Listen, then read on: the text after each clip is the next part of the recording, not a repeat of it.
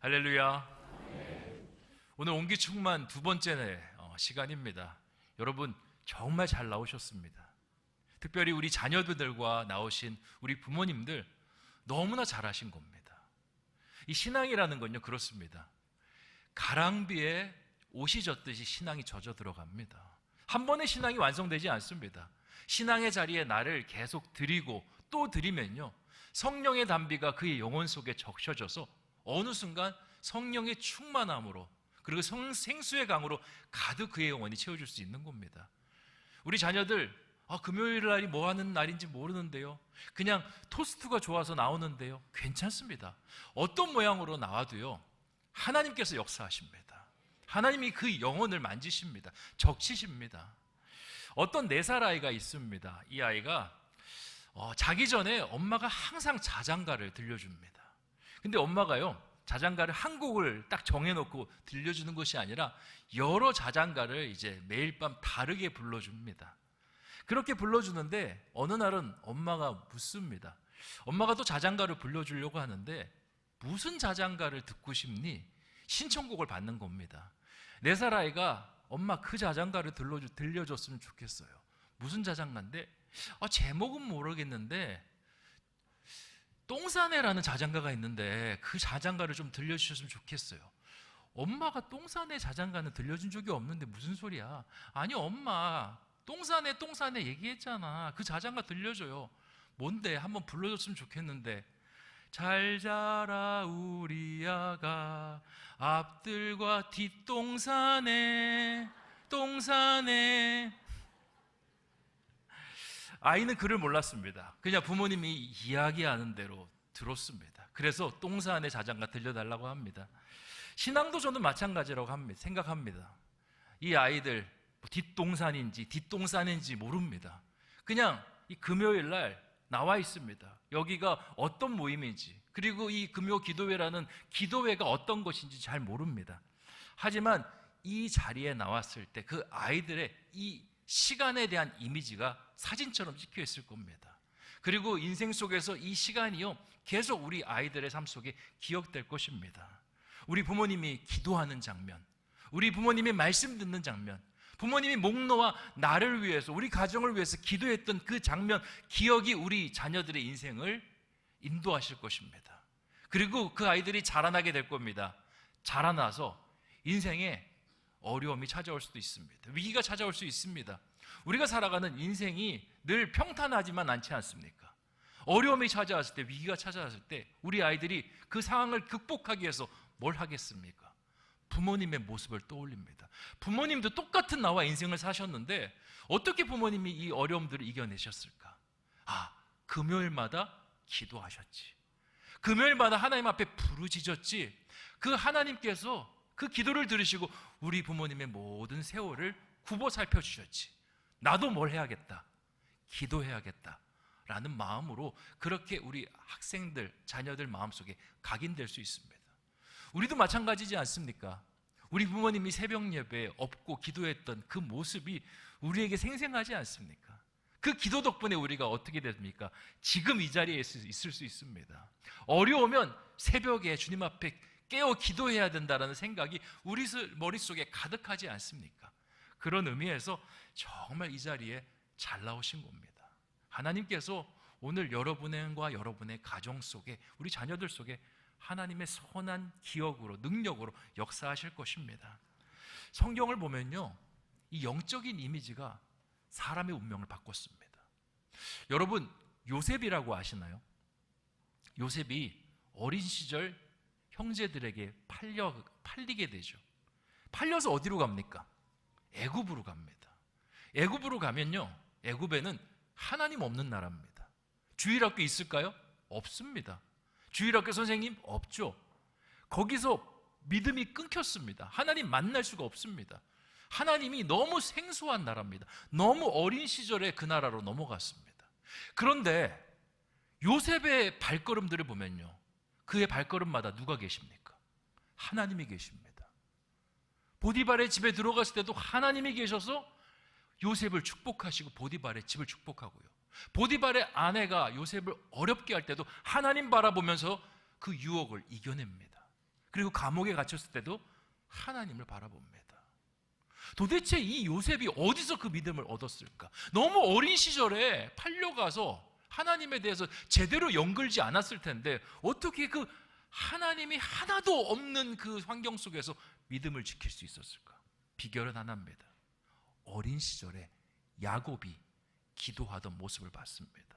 아버지가 어떻게 하나님을 섬기는 그 모습을 머릿속에 사진처럼 기억했던 겁니다. 그러면서 자기가 아무도 모르는 그 낯선 환경, 힘든 환경에 갔지만 한 가지만 생각합니다. 이 어려운 환경 속에서라도 하나님이 함께 계시면 난 살 것이다. 하나님이 함께 계시면 나는 형통할 것이다. 하나님이 함께 계시면 내 이 모든 어려움들을 이겨낼 것이다. 그러면서 총리 대신으로 올라서는 겁니다. 요셉만 그렇습니까? 모세는 어떻습니까? 갓난아기 때 나일강에 떠내려갑니다. 그리고는 바로의 딸에게 입양됐습니다. 바로의 궁궐에 삽니다. 요셉보다 더합니다. 그냥 이방 나라의 중심, 이방 신들이 그냥 판을 치는 득실득실한 곳에서 자라납니다. 그런데 그가 하나님을 잊지 않습니다. 하나님을 떨기나무에서 만나게 됩니다. 이유가 뭡니까? 요게벳이 옆에서 그의 신앙을 지도해 줬기 때문에 그렇습니다. 요게벳이 보여준 그 기도의 모습과 신앙의 모습을 모세가 받았기 때문에 위대한 영도자, 이스라엘의 지도자, 그런 모세가 될 수 있는 겁니다. 그러니까 이 자리에 가족들이랑 오신 거 너무 잘하신 것이고요. 그리고 가족들이랑 오시지 못했다면 한번 다음에는 꼭 가족들이랑 오겠다라고 도전해 보셨으면 좋겠습니다. 제가 이 시간 선포하겠습니다. 오늘 여러분과 여러분의 자녀들이 하나님의 큰 임재를 경험하게 될 것입니다. 부모님들이 기도할 때 하나님께서 응답하시고 여러분의 자녀들의 인생 속에 큰 일들을 행하실 것입니다. 여러분이 이 시간 기도할 때 하나님께서 문제를 풀어주시고 여러분의 삶에 선한 것으로 응답하실 것입니다.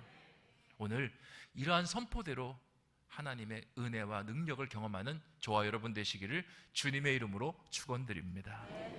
오늘 사도행전 7장 54절에서 60절까지의 말씀을 보면 성령 충만에 대한 말씀입니다. 오늘 말씀의 주인공은요, 스데반 집사입니다. 스데반 집사가 누구냐? 초대교회 7 집사 중에 한 명입니다. 그러면 초대교회 7 집사는 누구냐? 교회가 행정적인 일을 처리하기 위해서 뽑은 7명의 사람들입니다. 초대교회가 막 부흥하면서 그 안에 문제가 터졌습니다. 히브리파 과부들과 헬라파 과부들이 있는데 이들이 교회를 통해서 구제를 받습니다. 근데 히브리파 과부들에게는 구제금이 잘 들어오는데 이 헬라파 과부들에게는 구제금이 잘 안 들어옵니다. 누락됩니다. 그러면서 이게 히브리파 사람들과 헬라파 사람들 사이에서 갈등으로 번집니다. 이 문제를 해결하기 위해서 12사도가 다 들어가서 문제를 해결하는데 문제는 해결됐습니다. 근데 또 다른 문제가 있습니다. 뭐냐? 12사도가 이 문제를 해결하다 보니까 다른 사역을 못합니다. 말씀 전하는 사역, 새로운 신자들을 가르치고 양육하는 사역들을 못합니다. 그래서 결의를 합니다. 우리가 말씀도 전해야 되고 사람도 세워야 되는데 이런 행정적인 일에 우리가 몰려있으면 되겠느냐? 그래서 행정적인 일을 하기 위해서 7명의 집사님을 세웁니다. 그렇게 세워진 사람이 스데반입니다. 자, 행정적인 일입니다. 영적인 일이 아닙니다. 사역적인 일이 아닙니다. 행정적인 일을 하기 위해서 뽑았는데 이 뽑은 스데반 집사에게 예기치 못한 일이 발생하게 됩니다. 그게 뭐냐? 오늘 말씀에서 하나님의 능력과 기사가 나타나는 겁니다. 사도행전 6장 8절 말씀 같이 한번 읽어보겠습니다. 시작. 스데반이 은혜와 권능이 충만하여 큰 기사와 표적을 민간에 행하니. 아멘. 스데반이 은혜와 권능이 충만해서 무슨 일을 했다고 합니까? 기사와 표적인데요, 그냥 기사가 아닙니다. 큰 기사, 큰 능력과 큰 이적과 큰 하나님의 일들을 행했다라고 그렇게 이야기하고 있습니다. 이게요, 초대교회 안에서 굉장히 놀라운 사건이 됩니다. 왜냐? 이런 일들은 사도들만 할 줄 안다라고 생각했습니다. 그냥 목회자들한테만 일어나는 일이라고 생각했습니다. 그런데 행정적인 일을 하기 위해서 세운 평신도에게 이런 일들이 일어나니 교회가 깜짝 놀라는 겁니다. 도대체 이 일을 어떻게 설명해야 될까? 사도가 아닌 사람들이 어떻게 이런 일들을 할 수 있을까? 그러면서 예수님께서 우리에게 뭐라고 말씀하셨는지 다시 말씀을 복기해 봅니다. 승천하시기 전에 예수님께서 사도행전 1장 8절에 이런 말씀하셨습니다.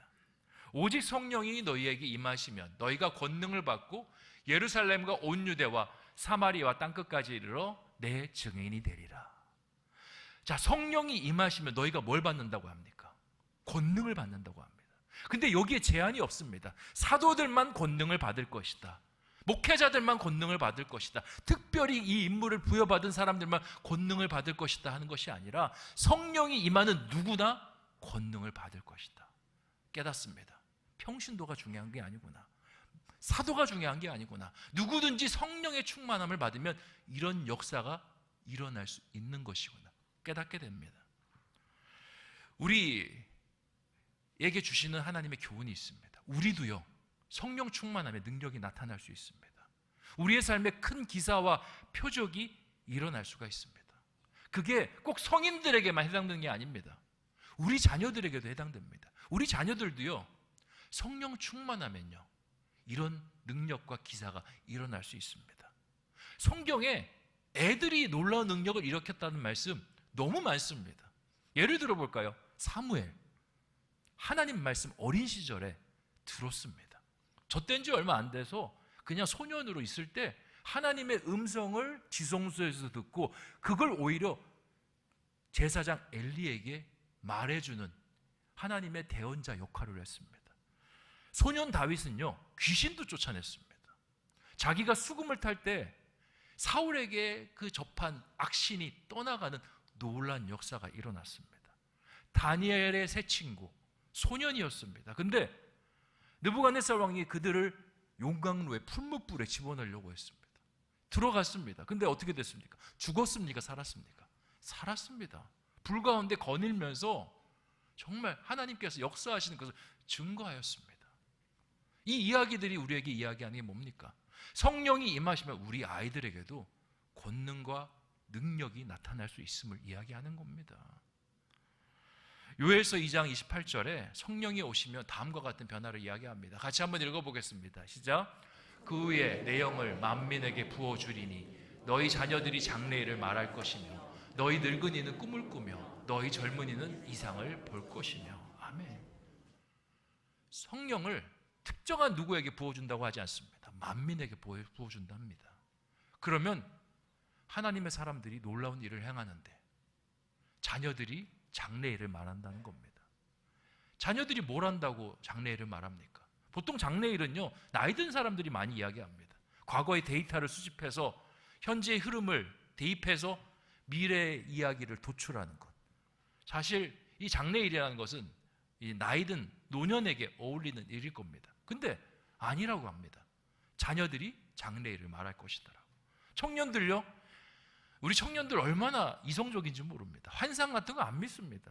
신앙 같은 거 별로 신봉하지 않습니다. 오히려 과학적인 거 이런 거 얼마나 좋아하는지 모릅니다. 근데 성령이 임하면 그 가운데 환상을 보는 역사가 일어날 것이라고 이야기합니다. 노년들 새로운 꿈을 꾸기보다는 인생을 갈무리하는 시점입니다. 근데 성령이 임하시면 새로운 꿈과 새로운 도전을 향해 나갈 수 있다라고 말씀하고 있습니다. 그러니까 우리가 성령 충만 받아야겠습니까? 안 받아야겠습니까? 받아야 됩니다. 우리 자녀들 성령 충만 받아야겠습니까? 안 받아야겠습니까? 받아야 됩니다. 성령 충만 받기 위해서는 성령 충만이 일어나는 역사의 자리로 나와야 됩니다. 그래서 우리는 온기 충만을 나와야 되고요. 온기 충만 속에서 우리의 신앙이 성령의 단비로 적셔지는 것을 소망하고 바라야 됩니다. 성령이 언제 충만했냐? 성령이 언제 우리 가운데 가득 찼냐? 성경을 보면요, 자리입니다. 마가의 다락방의 자리에 120문도가 함께하고 기도했더니 그 자리를 한 번도 빠짐없이 지켰더니 오순절 성령이 강림합니다. 예수님께서 세례 요한에게 세례를 받기 전에 40일 금식 기도를 합니다. 금식 기도의 자리에 주님께서 서셨더니 성령의 임재의 역사를 경험하게 됩니다. 성령은 다른 루트로 받을 수 없습니다. 성령이 임재하는 자리에 내가 나오고 우리 가족이 나오고 그 자리에 서 있어야 성령의 역사가 일어날 수 있습니다. 스데반은요, 성령이 충만한 다음에 기사와 표적만 일으키지 않았습니다. 또 놀라운 역사를 일으키는데 그건 영안을 여는 역사입니다. 사도행전 7장 55절 56절 말씀 같이 한번 읽어보겠습니다. 시작. 스데반이 성령 충만하여 하늘을 우러러 주목하여 하나님의 영광과 및 예수께서 하나님 우편에 서신 것을 보고 말하되 보라 하늘이 열리고 인자가 하나님 우편에 서신 것을 보노라 한대. 아멘. 성령 충만한데요, 갑자기 눈이 열립니다. 사람들은 그냥 하늘을 보고 있고 파란 하늘과 구름을 보고 있는데 이 사람은 다른 걸 봅니다. 하늘에 하나님의 영광과 우리 주 예수 그리스도께서 하나님 우편에 계신 것을 보게 됩니다. 이 재미있는 건 다른 사람들은 이 장면을 보지 못한다는 겁니다. 아니, 보려고 하지 않습니다. 57절 말씀을 보면요, 이 사람들이 하는 제스처가 나오는데 이렇게 기록되어 있습니다. 그들이 큰 소리를 지르며 귀를 막고 일제히 그에게 달려들어. 보려고 하지 않습니다. 오히려 이야기를 듣고요, 귀를 막고요, 큰 소리를 지르면서 이 스데반을 잡으려고 합니다. 저는 이 말씀을 보는데 좀 이해가 안 됩니다. 말씀이 좀 이상합니다. 왜냐? 사람이 그렇습니다. 누군가가 뭔가 보인다, 하늘에 뭔가 보인다 하면 지금 졸더라도 뭐가 있지? 이렇게 보는 게 이 사람의 인지상정입니다. 내가 지금 하늘을 보면서 뭔가 보인다고 하면 사람은 자연스럽게 그쪽을 쳐다보게 되는 겁니다. 근데 오늘 말씀에서 그렇게 안 하고 있어요.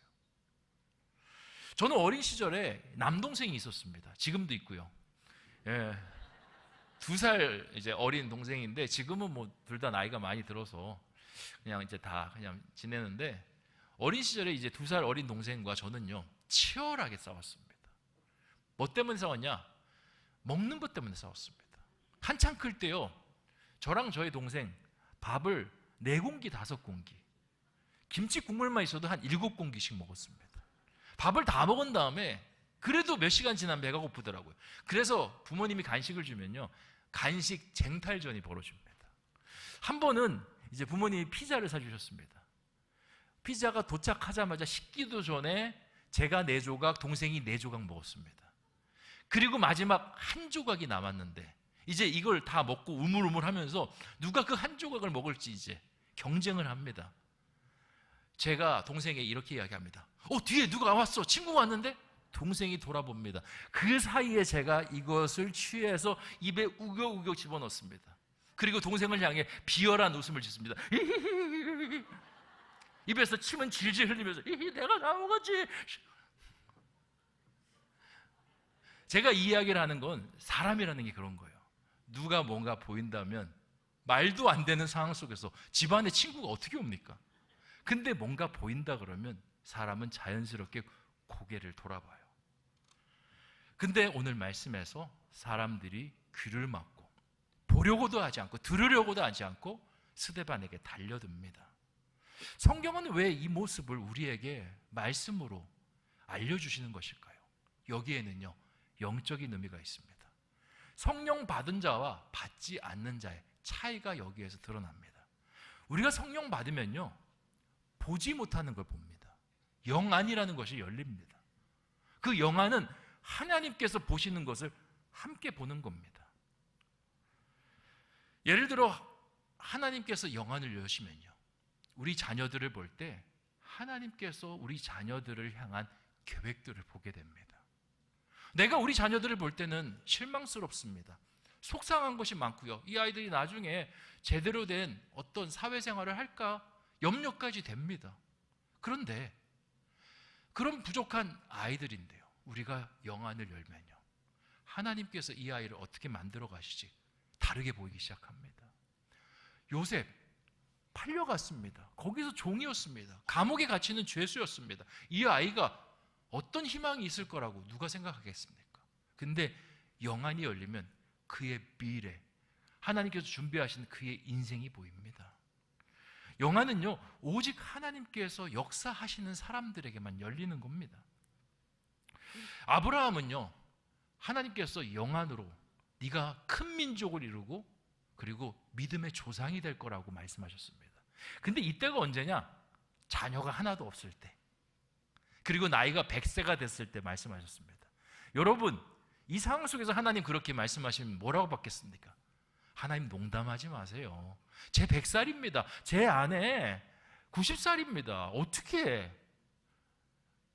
어떻게 아이를 낳습니까? 아이를 낳을 수 있는 능력조차도 사라진 여자입니다. 어떻게 아이를 낳습니까? 할 수 있습니다. 근데 아브라함은요, 하나님께서 보여주시는 그 영안으로 보려고 했습니다. 그리고 하나님을 따랐습니다. 내가 100살을 넘어 120살이 된다 할지라도 하나님의 약속이 이루어질 것이다. 그렇게 믿음으로 따랐더니 나중에 어떻게 됩니까? 영안으로 이삭을 보는 역사가 일어나는 겁니다. 이스라엘 백성들 광야로 나갔습니다. 광야에서 하나님 뭐라고 하신 줄 아십니까? 그 출애굽해서 광야로 나갔을 때 너희를 모든 민족 위에 뛰어난 민족 삼아주시겠다 말씀하셨습니다. 그때 이스라엘 처지가 어떠냐면 땅도 없습니다. 집도 없습니다. 아무것도 없습니다. 그런 사람들에게 세계 모든 민족 위에 가당키나 하는 말입니까? 근데 그 말씀을 믿고 영안으로 보려고 했던 사람은요, 가나안 땅에 들어갔습니다. 그리고 실제로 하나님의 민족이 세워지는 놀라운 역사를 본 겁니다. 우리도 마찬가지입니다. 하나님께서 영안을 열어주십니다. 근데 시작이 있습니다. 먼저는 보이지가 않습니다. 하나님께서 보는 것을 귀에다 들려주십니다. 우리가 귀에다 들려주시는 걸 가지고 보려고 노력하고 기도하고 나갈 때 그제서야 하나님께서 영안을 열어주십니다. 우리가 우리의 삶 속에서 어려움이 찾아옵니다. 어려움, 단지 눈앞에 있는 어려움밖에 안 보이죠. 근데 우리가 기도하고 난 다음에 어려움을 보면 어떻습니까? 상황은 아무것도 바뀐 게 없는데 이상한 믿음이 생깁니다. 이상한 자신감이 생깁니다. 하나님께서 왠지 이 어려움을 이겨내게 하실 것 같은, 극복하게 하시겠다. 저희 집에 있는 자녀들도요, 지금 와 있지만 인간의 눈으로 보면요, 참 마음이 힘들 때가 얼마나 많은지 모릅니다. 그때마다 하나님께서요, 육안의 눈을 닫고 영안으로 보라고 합니다. 그리고 저에게 또 깨닫게 하는 말씀이 있습니다. 너희 어머니도 너를 그렇게 봤노라 라고 말씀하십니다. 저도 어렸을 때 보면요, 참 이렇게 많이 순종적인 자녀는 아니었던 것 같아요. 어머니 말씀을 많이 속상하게 하고, 또 아버지 살아계실 때는 아버지 마음도 참 많이 힘들게 했습니다. 여러분 혹시 자녀들이 뭐 이렇게 게임 때문에 힘들어 하시는 분들이 있으십니까? 염려 안 하셔도 돼요. 저도요, 우리 때는 오락실이라고 하죠. 정말 많이 다녔습니다. 아버지가 오락실에서 저를 잡았습니다. 그리고는 집에 와서 엄청 혼냈습니다. 그러면 오락실 안 가야 되잖아요. 안 가야 되죠. 아버지가 찾지 못하는 오락실을 찾기 시작했습니다.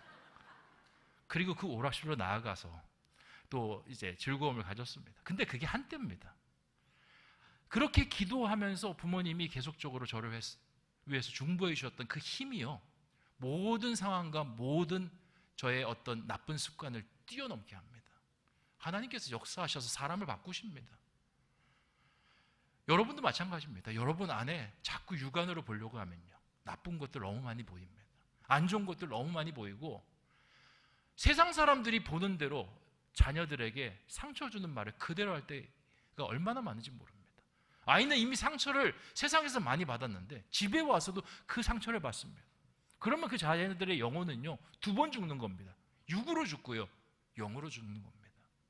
근데 왔을 때 내가 하나님의 영안으로 보는 것을 자녀에게 선포합니다. 네가 지금 부족하더라도 엄마가 기도하니 너는 잘 될 것이라고.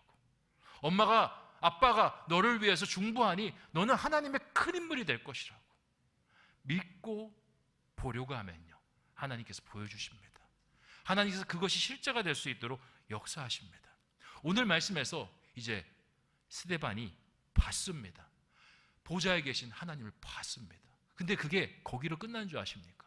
실제가 되는 역사가 일어납니다. 59절 60절 말씀 같이 한번 읽어보겠습니다. 시작. 그들이 돌로 스데반을 치니 스데반이 부르짖어 이르되 주 예수여 내 영혼을 받으시옵소서 하고 무릎을 꿇고 크게 불러 이르되 주여 이 죄를 그들에게 돌리지 마옵소서 이 말을 하고 자니라. 아멘. 자, 스데반이 돌에 맞아서 죽습니다. 돌에 맞아 죽는 것을 보는 것이 아니라 스데반이 돌에 맞아 죽는 과정을 보셨으면 좋겠습니다. 부르짖습니다. 주 예수여, 내 영혼을 받으시옵소서. 자, 요 문장, 그들에게 죄를 돌리지 마옵소서. 요 문장, 여러분 오마주라고 아십니까? 기시감이라고 아세요? 데자뷰라고도 하는데 앞에 있었던 뭔가 일을 반복하는 느낌을 이야기합니다. 어디서 나왔던 말씀들 아닙니까? 이 문장들 누가 하셨던 말씀인가요? 예수 그리스도.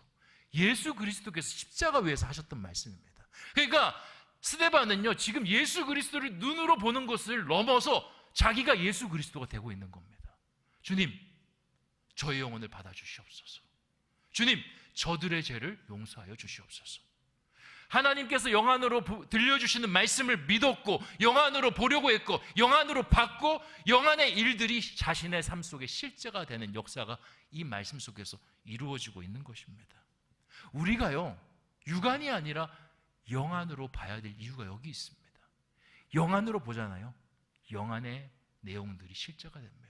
우리가 자녀들이 부족함에도 불구하고 영안으로 그 자녀들을 보려고 하면요, 그 자녀들의 인생 속에 실제로 하나님의 역사가 일어난다라는 겁니다. 우리가 문제가 있지만 그 문제를 뛰어넘어 하나님의 역사로 보려고 하면요, 그 문제의 해결이 우리의 삶 속에 실제로 펼쳐지는 역사가 일어난다라는 겁니다. 그래서 우리는 영안으로 보기 위해서 거슬러 올라가서 처음으로 성령 충만해야 된다는 겁니다. 성령 충만하기 위해서 성령의 자리를 사모해야 된다는 것입니다. 이건요, 하루아침에 안 됩니다. 스데반이 하루아침에 이런 신앙을 가졌을까요? 천만의 말씀입니다. 스데반은 노력하고 또 노력하여 이 경지에 오를 수 있었습니다. 열왕기상에 보면 엘리야가 하나님의 영안으로 기도하는 장면이 나옵니다. 엘리야도요, 한 번에 안 됩니다. 비가 온다라고 하나님께서 말씀하셨습니다. 비를 보려고 영안으로 계속 기도합니다. 그리고 구름이 생기느냐?